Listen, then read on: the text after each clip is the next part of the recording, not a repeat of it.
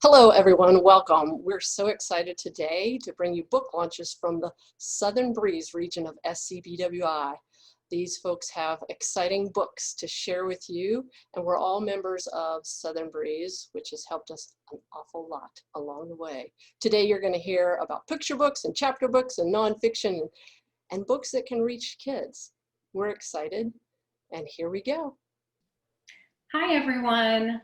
I'm Irene Latham. I'm just delighted to be here to share with you two new books today. It's been such an interesting experience launching books during a pandemic, and I'm happy to share this experience with all of the wonderful authors here today. The first book I want to introduce you to is Nine, a book of nonette poems. And this is a book that invites you to remember the wonder and magic of being 9 years old. It's about a 9-year-old girl who is showing the world to her little brother and telling him all about things related to the number 9, a cat's 9 lives, the 9 people who play baseball, the 9th president, Beethoven's 9th. I tried to just brainstorm all the different things of 9 that I could think of. And then I wrote the poems in a nonette form, which is a 9-line poem, starting with a 1-syllable word, all the way down to 9 syllables on the last line. So it's kind of like a staircase. So the publisher had a lot of fun. Charles Bridge is the publisher. My editor, Karen Boss, made sure that the book is actually, the trim size is 9 by 9. There's lots of math all throughout it. There's pictures of, on the spreads, there'll be 9 clouds or 9 buildings or 9 butterflies. The artist, Amy Huntington, wonderful illustrations. So it's just so much fun. I do want to share with you a poem that has become especially dear during these times of the pandemic when we're not getting dressed up that much. This is called Dressed to the Nines. And I would like to share with you the illustration first of all. So you can see the brother and sister are ready to go to the symphony. Tonight we're dressed like Cinderella and Prince Charming before the ball. My new shoes and your bow tie make us sparkly as stars. But underneath we're the same people, smart, goofy, hopeful, and kind. So I invite you to celebrate number 9 with this book, that my favorite description of it, that someone said that it was poetry and math dancing. So thank you.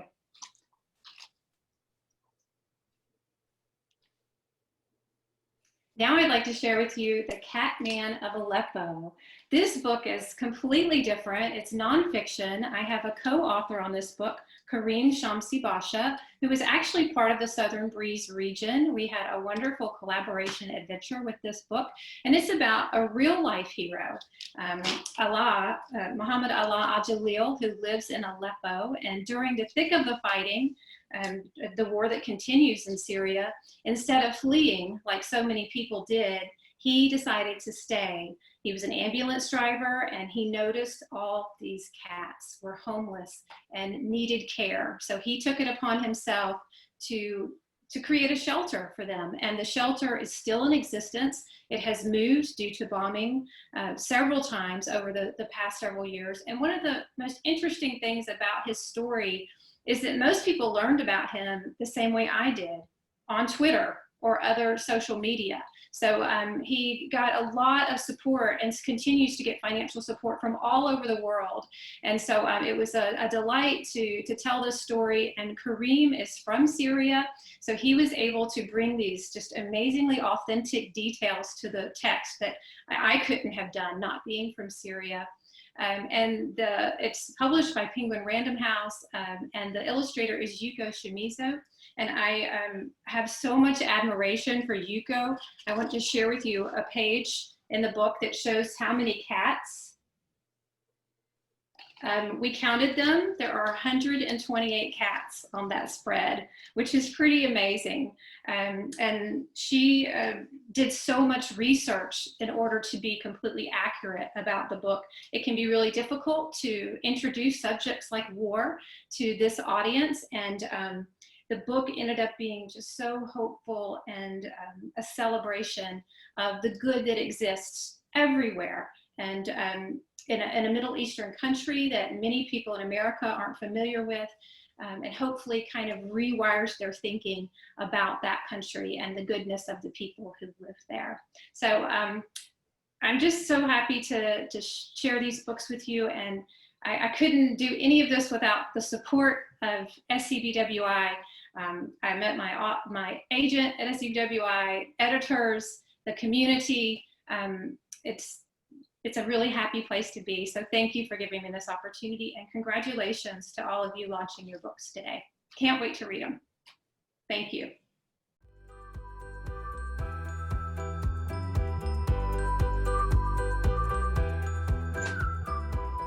Hello, everyone. My name is Lori Brown. I am an educator and a first-time children's book author. My journey to this point in my life has been rewarding, but rocky at sometimes. When I was 3 years old, I had a tragic childhood accident. I spent several weeks in the hospital and had a few close calls. However, God had a plan for me. By the grace of God, I can pretty much do anything anybody else can do now. Writing has always been in my blood. I wrote from a very young age, using the scenery of my hometown on the Tombigbee River as inspiration. The same camp house where my life was changed forever transformed into a muse where I wrote some of my most memorable pieces of writing. My love for writing started as a child and followed me throughout my life and eventually led me to receive a degree in journalism and language arts education. In 2004, I wrote a poem that would eventually become the first book of a series of 5 that were written with the intention of being supplemental teaching resources for lower elementary teachers. The first book of the series that you will soon see is entitled Friends Count. Friends Count is written in a rhyming format to help students enjoy the whimsical characters and to remember what they read. The book's main character is a dog who starts off all alone, but as the book progresses, he makes new friends. As he meets the new friends, they count from 1 to 10. In addition to counting numerically, the book also incorporates the double meaning of a title by showing that friends are important. My goal for the first book is to allow students to connect with their characters so that in the books to come, they will trust the characters and learn the concepts presented in the following books. So, how did I come up with the idea of writing about the importance of friends? As I mentioned earlier, I had an accident when I was 3. As a result of that, my left arm has always been drawn up and I walked different than my friends. Even though I looked different as my friends, they never treated me any different. They were always there for me no matter what and helped me in any situation possible. Friends are special. They hold our hands while they are with us, and when we are apart, they hold our hearts. My desire is for students to understand how important friendships are. I hope that students develop a lasting bond with the characters in my books, just as they would with their friends that they make throughout their lifetime. Thank you so much for giving me this opportunity to share my book on here.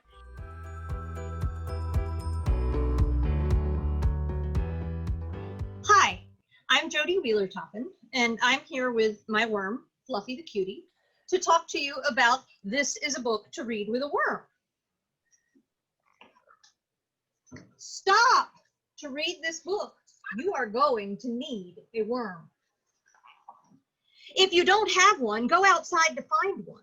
Look for a damp, leafy spot and sift the leaf layer for a hint of wiggle. After you find a worm, you'll want to start by making it comfortable. As you and your worm read this book together, you'll discover all kinds of amazing things about your worm. At the end of the book, it will tell you how to make a worm hotel, where you can keep your worm safe and cozy overnight until the morning when you can let your worm go and thank it for helping you read this book. I am really excited about getting to launch This is a Book to Read with a Worm here at Southern Breeze, because this really is a Southern Breeze success story.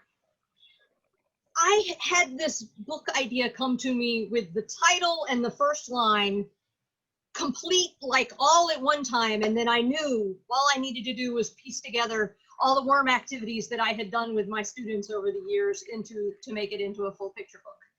And I was excited, and I wrote a manuscript that I felt good about, and I submitted it to the Southern Breeze manuscript contest several years ago.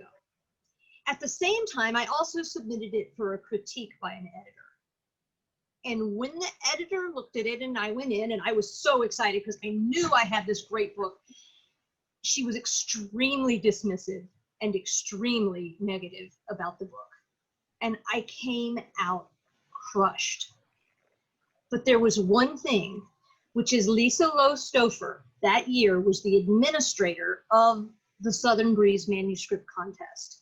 And not having any knowledge of what the editor had said to me, she sought me out to say, Jody, I saw the title on your manuscript and I just had to read it. I just had to. And I just want you to know that this book is fantastic. It is going to do great. I am so excited. I know this is going to work for you. And that was the difference between me stuffing this back in the drawer after the editor gave me such a negative feedback and going ahead and submitting it to another editor. I specifically submitted it to an editor who I knew had elementary aged sons. And so I am just excited to have this come out with Charles Bridge and get to share this book with the world. And it wouldn't have happened without Southern Breeze. So thank you, Southern Breeze.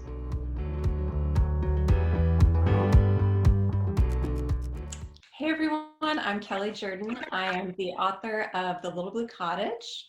This is my debut picture book. It's published by Page Street Kids and illustrated by the fabulous Jessica Courtney Tickle.